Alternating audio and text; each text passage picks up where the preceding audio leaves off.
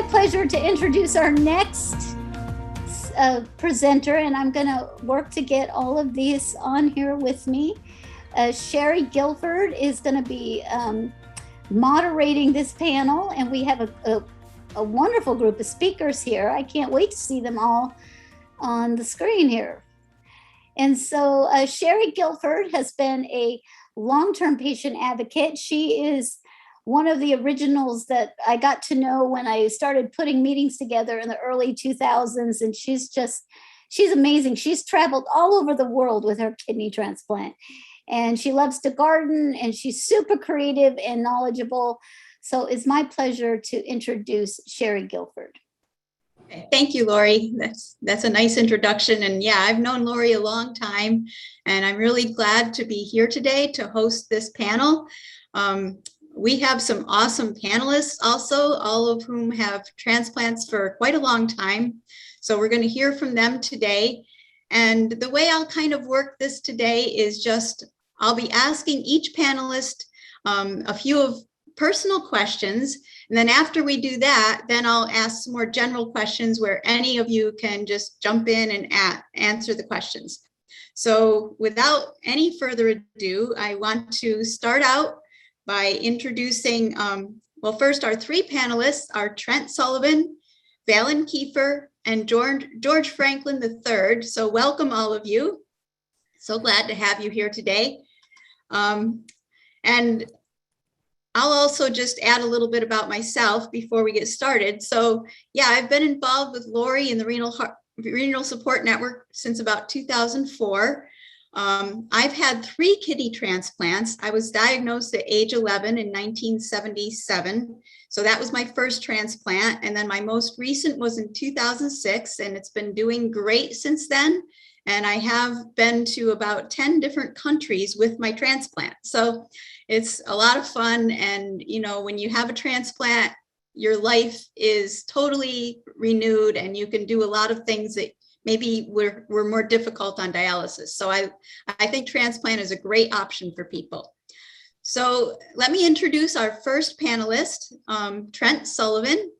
So Trent has had both a kidney and a heart transplant. He's an alumni of the Renal Support Network Renal Teen Prom, and he's also a toy collector and ambassador and spokesperson at Grant's Wishes. Trent lives in Scottsdale, Arizona. Welcome, Trent. Thank you for having me. I really appreciate it. Sure. So I'd love to start out just that you could tell the audience, what was the cause of your kidney disease and your heart disease? So I have a little bit of some info I'd like to share, if I can share my screen with you guys, if that's all right. Your question was, what was the cause of the kidney and heart disease? Well, I was born with a congenital heart defect called tetralogy of Fallot, which was discovered the day I was born because I had, and now come with me while I try to understand these words, theorem thorax, which is a hole in the heart in my lungs to go with the holes in the heart. So to give a perspective of all of it, think of it of like trying to fix, everything goes together and then one thing after another. I was in the ICU for 3 weeks and came home on medications. My cardiologist made life-threatening mistakes in my treatment and caused damage to my heart and no longer worked. They put me on ECMO, a heart-lung machine, for 10 days before receiving my heart transplant when I was 5 months old. So a little tiny guy, if you think about a 5-month-old in 1993, little tiny baby being on ECMO, it was a hard thing for my mom. But just to make it all short, you know, I was just a high school kid, you know, typical, all that stuff. And one day changed it all. Literally a phone call, change away. And for those who don't know, is I had a health aide who I've had since way before like first grade, when I was in first grade. And I've had her from first grade to 12th grade. And she looked at me, she's like, is this it? I'm like, this is happening. This is legit happening. She's like, okay.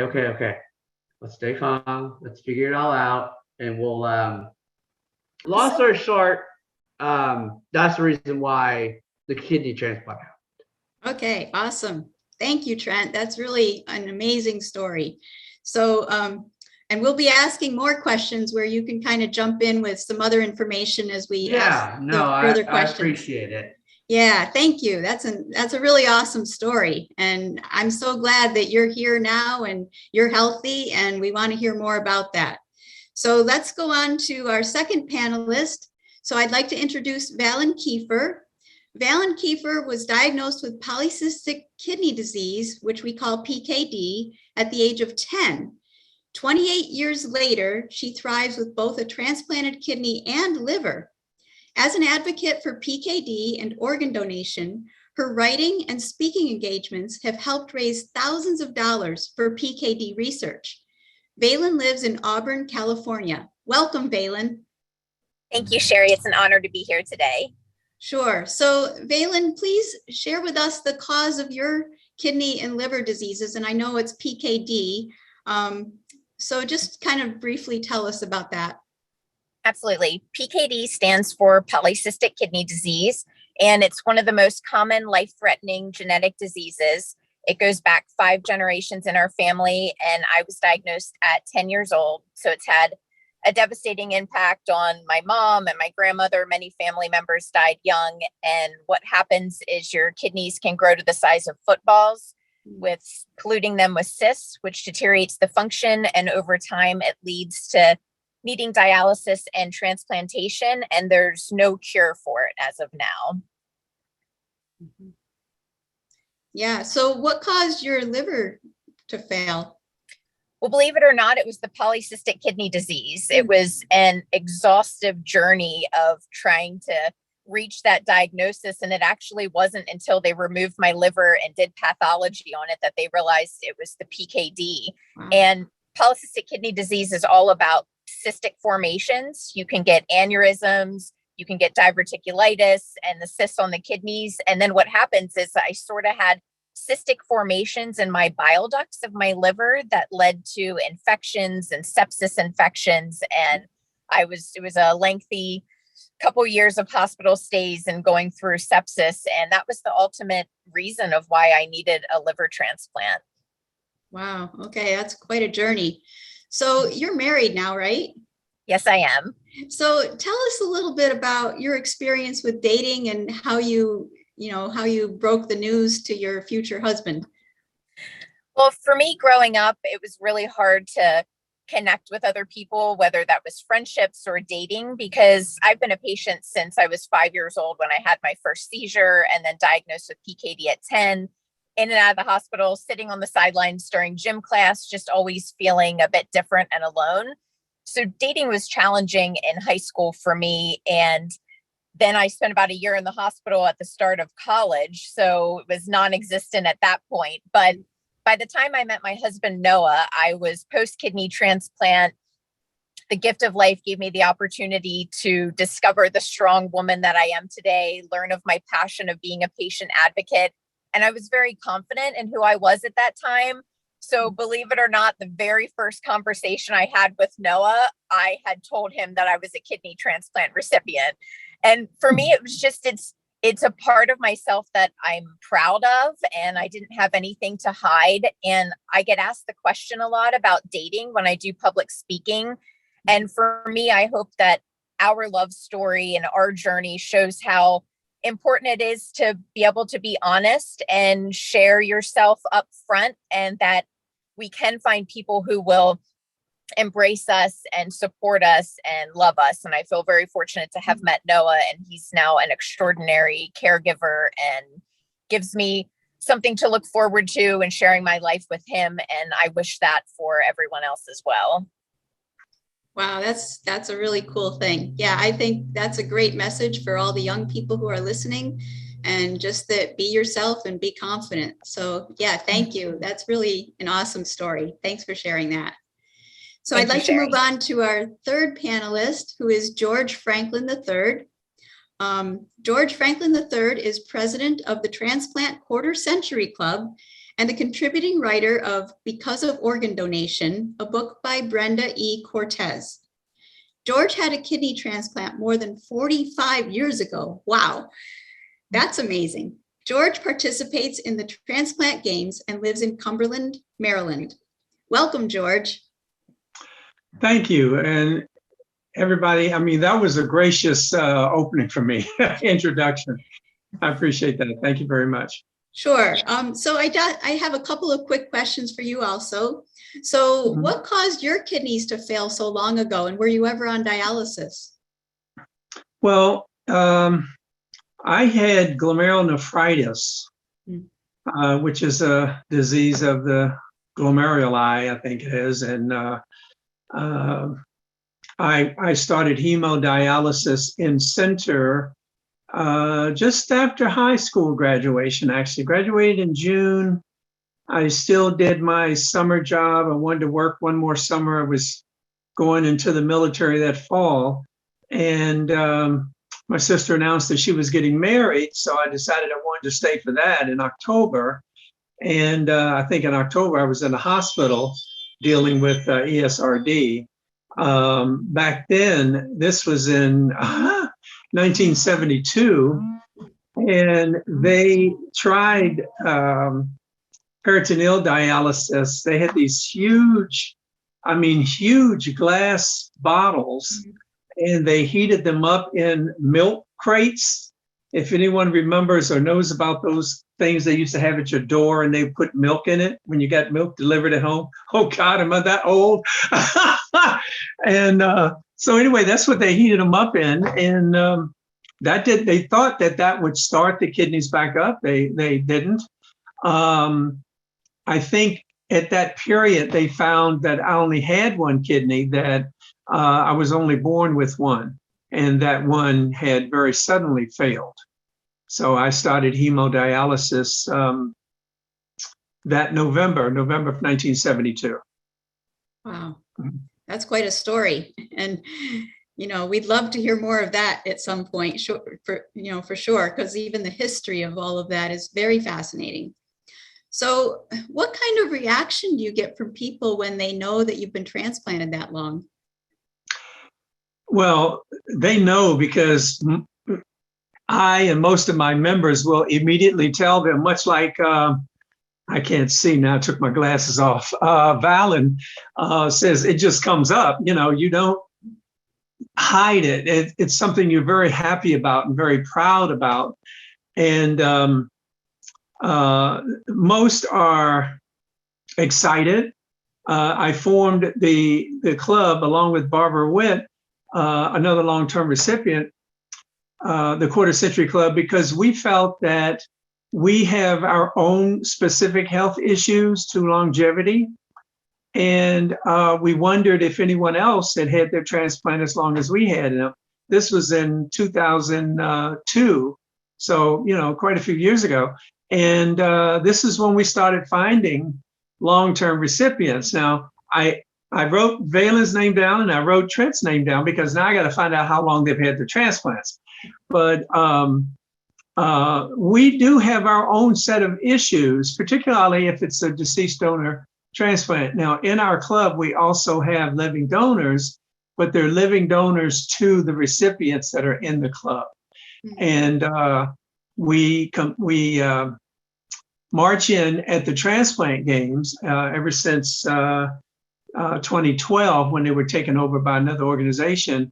And it's our desire to show the possibilities to the people in the stadium or at opening, wherever it's been held, that when you say donate life, this is what you could have done. So if you're thinking about donating a kidney, if you're thinking about donating upon death, or if you're thinking about a living donation, this, when we have a living donor walking in with their white club jersey with the number 35 on it, that's how many years ago that person donated. And so obviously they are alive and very well. Most of us have gained more weight than we should have, but life is good. So, but that was the reason for the club, because we all felt that, we've got our own set of issues here. and balding head and hair growing different places, different other things that our medications, cause.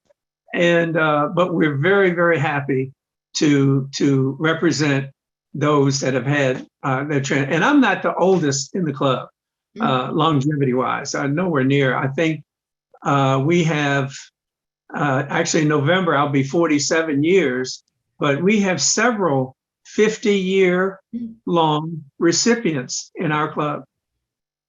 That's Granted, amazing. I've lived more years with my transplant than I have with before it. Yeah. How many members are in your club who've had transplants that long? I would say, 50 years, there are 3 or 4 that we've hunted down. 35 to 45 or so, I'd say the majority of the club. So how many is that? Oh, we have 170 or 180 members. Wow. Yeah. And every day we find another on Facebook. Someone will say, well, I've had my transplant for 28 years or whatever. And I'll send them the link. But unfortunately, everyone that sees it does not join, right, for whatever reason. But most of the people do. And when we're marching in at the transplant games, they're usually half the clubs there. So 60 or 70 or 80 members. Wow. The recipients have on a green satin football jersey with our transplant number in the middle of it. And the living donors have a white jersey with the same number. And it's a sight to see, because it shows you the true possibilities of organ and tissue donation. Wow. Well, that's very inspiring. And, so hopefully a lot of us will have our transplants for a very long time. So that gives us a lot of hope. Thank you.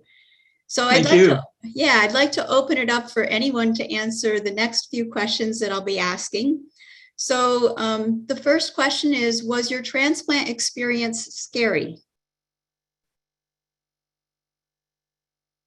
I'll say mine was, because this is actually my second one. The first was in April of 1975, and it didn't work. And they had to take it out the day after Mother's Day. So I was traumatized. And I'd gone 6 months after they took it out without any surgery, a whole 6-month period. 3 years of dialysis, I had 6 or 7 other surgeries, but 6 months. And so when I got beeped, as that's what they did then, because this was before cell phones, you called and they said, we got another kidney, you got to get in here. And my surgeon had to sit on the side of my bed and nearly threaten me, do not turn down this kidney, because I was that close to saying, you know what, I've had 6 whole months of no surgery and I'm doing good. But he said, George, this has got your name on it. This kidney, it's got your name on it. So I said, well, okay, I'll take it. But if it doesn't work, I'm coming after you. So my second one was terrifying, the one I have now. Anyone else want to answer that? Both of mine were really scary as well.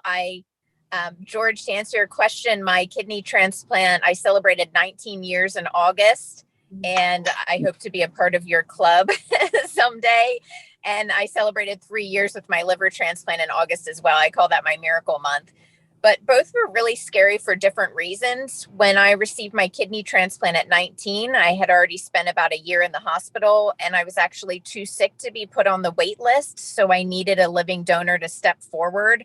My parents were living at the Ronald McDonald House. I was inpatient. I mean, it was just taking it day by day, sometimes hour by hour, if I'd survive. And fortunately, I had a close family friend that stepped forward, and that kidney's doing fantastic today. And I did really well for many years. And then all of a sudden in my mid-30s, got super sick again. And my liver transplant journey was so scary. We had to travel out of state in order to be waitlisted in a place that I wouldn't have to wait as long. They told me in California I just wouldn't survive the wait list. And I had sepsis over 5 times. And they just told me that the next sepsis infection could just kill me. And I just was in desperate need of a life-saving liver transplant. I was getting daily IV antibiotics, oral antibiotics to try and suppress these infections. And for me, it was scary because there wasn't dialysis for a liver. You know, you have that bridge with dialysis. For me, I knew it was either a liver that would work or it wasn't. And for me, I always had the celebratory side of receiving a living donation. And for me, I was waiting for a deceased donation, and that was a whole different scenario. And when I got the call, it was just mind blowing and so emotional, and was just extremely grateful. And it's amazing to have received a transplant as a teenager versus an adult. There's a lot of different emotions that go into that. And I'm just so grateful today that because of two people saying yes to organ donation, one living donation, one deceased, that I'm alive today. And my life has been officially doubled because of organ donation. And for me, I just want to show how transformational it is. And that's what you're doing, George, with your club. It's that visual transformation that we're showing by sharing our stories and helping others is just so powerful. Yeah, that's very, very true. I think it's very important when we do share and we talk about what we've been through, but the hope that we have and the good life that we're living now. I think it really helps people to understand that transplant is really a good option. So I have another question. So with a transplant, probably we feel freed up, right? We're not on dialysis and we like to travel. I sure do. When you travel, what kinds of precautions do you take? And, you know, what do you think about before you travel? Well, being the senior here, I'll say all I do is throw my medicine in a bag and hit the car. But I've traveled internationally only once, and that was for the first international transplant games in 1978, and that's the only time I've left the country. But now, I mean, pre-COVID, the only thing I would do is toss my medicines in a bag, make sure I got them all in there, and gas up my car. And that's it. Excellent.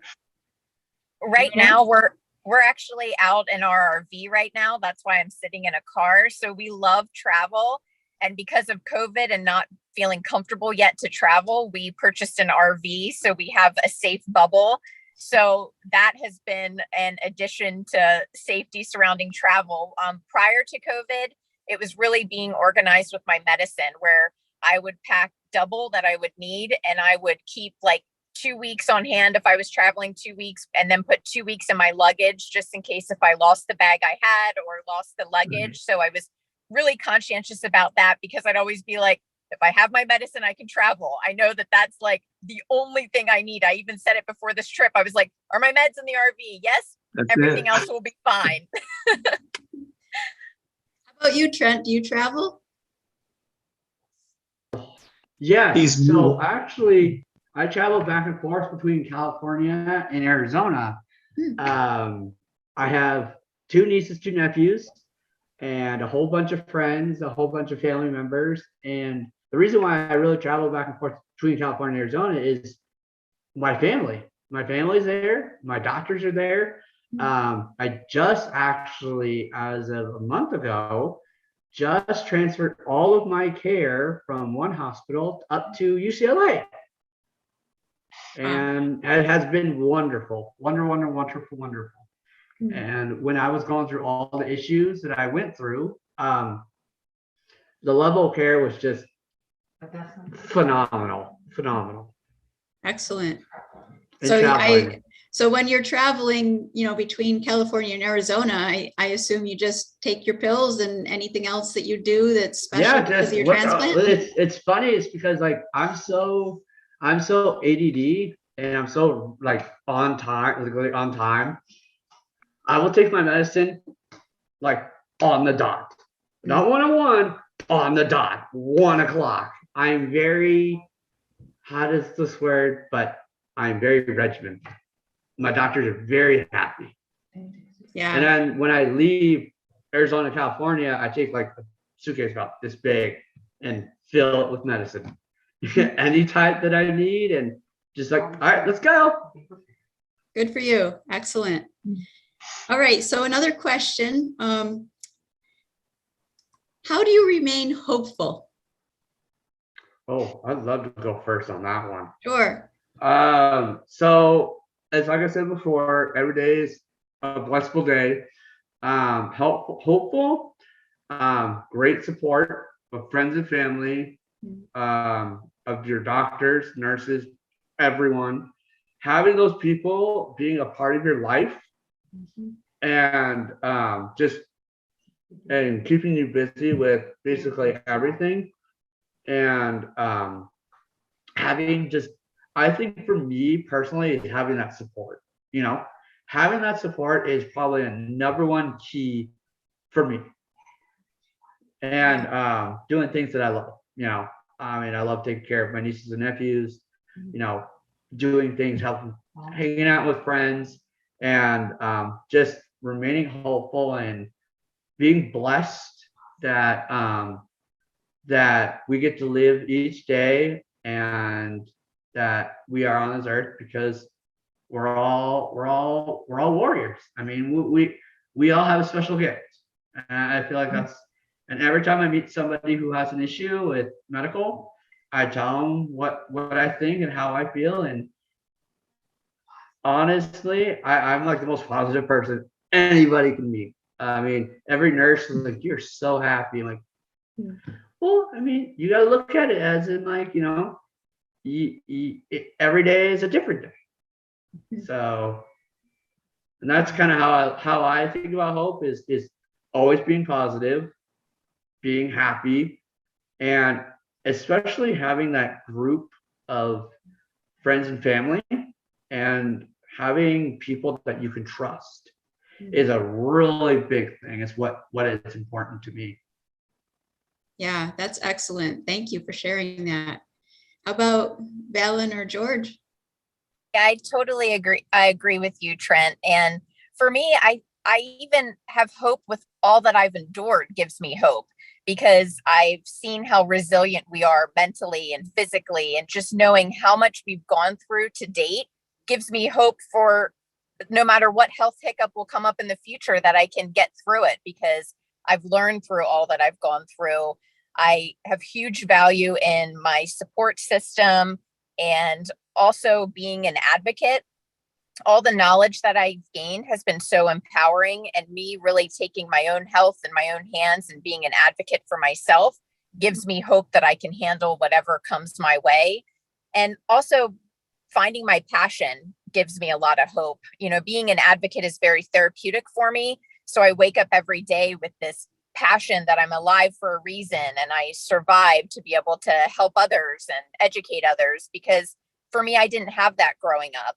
I didn't have anyone, a visual representation of hope, of someone that's on the other side of transplant and living a fulfilling and joyful life. And I want to be that hope for others. So it gives me that passion and drive to tackle anything that comes my way. And for me, knowledge and hope is empowering. And it's just amazing to be with all of you today, and fuels me with hope as well, just to hear your stories and all of your positive spirits.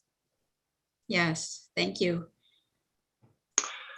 I would just say ditto to what the other two said, because I think if you wake up with a desire to get through the day, to try to help someone or be encouraging to someone else, that you not focus on what we've gone through, what Trent's gone through, what Valen has gone through. As someone just said, being diagnosed with lupus and so forth, if we can focus on the issues of others and how we can bring some joy to their lives, and yes, that's how I get by. And someone earlier asked about my club website. If I can give that, Sure. it's www, and all one word, the quartercenturyclub.org, and that'll get you there. And we can't wait to get you in there, Valen and Trent, because we're always looking for new members to march in with us. So, yeah. I would be honored. Oh, same here. Yes. Now, Valen, did you say you were in California? Yes, I live in Northern California, close to Sacramento. Okay, then you should know that the games will be in San Diego next year. So Amazing. we expect to see you. Wow. Well, thank you everyone for sharing your hope. I hope that encourages all of you that are listening. And, you know, we've heard great stories about transplant. I know there are difficult stories and good stories with transplant, but I want to encourage everyone to talk to your doctor. If a transplant is something that might be a good solution for you, don't be worried about it. Don't be scared. Just, I say, go for it, because it is a life changer. It truly is. I mean, you know, I've traveled the world. We've all found our place in life. We've found our passion. And I think that's an important thing. And when you don't have to worry about going to dialysis all the time, which, you know, we all did well with dialysis too, just because, you know, we're people who want to learn and want to do our best for everything. But the transplant really releases you from that constant worry about, am I doing okay? Because with a transplant, a lot of us really thrive. So I just want to encourage all of you to ask your doctor about transplant, what it might entail for you. And I want to thank all of our panelists today, Valen and George and Trent. Thank you for your input and sharing. And I hope we'll hear a lot more from all of you again. Maybe Lori can do podcasts with all of us. We all have good stories. So thank you, everyone. And a shout out to our corporate mission partners for making this happen.